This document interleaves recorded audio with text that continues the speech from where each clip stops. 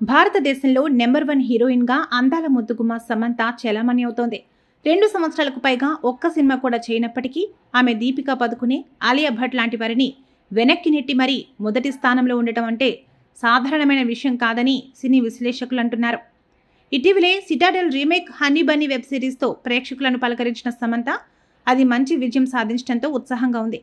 ప్రస్తుతం రక్త బ్రహ్మాండ అనే సిరీస్తో పాటు మా ఇంటి బంగారం అనే సినిమా చేస్తోంది. గతంలో ఇచ్చిన ఓ ఇంటర్వ్యూలో సమంతను విలేకరి ఓ ప్రశ్న అడుగుతాడు. క్లిష్ట సమయాలను మీరు ఎలా ఎదుర్కొన్నారు అని. అందుకు సమంత బదులిస్తూ, ఇంతటితో ఏమీ అయిపోలేదని, మున్ముందు చాలా ఉందని, బలంగా తాను పైకి లేస్తానని వ్యాఖ్యానించారు. వ్యక్తిగత జీవితంలో ఎన్నో కష్టాలను ఎదుర్కొన్నప్పటికీ షూటింగ్లో అవేవీ కనబడనీయకుండా అద్భుతంగా నటించిందని అదే ఇంటర్వ్యూలో పాల్గొన్న వరుణ్ ధావన్ చెప్పారు. ఆమె నుంచి తాము ఎంతో స్ఫూర్తి పొందేవారమన్నారు. సమంత చేసిన వ్యాఖ్యలు నాగచైతన్య గురించి అని నెటిజన్లు కామెంట్లు పెడుతున్నారు.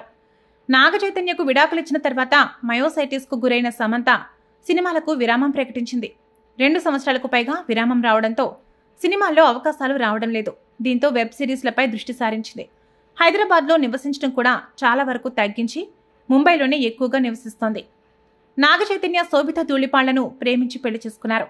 ఇటీవలే తండేల్ సినిమా 100 కోట్ల రూపాయల క్లబ్లోకి అడుగుపెట్టింది.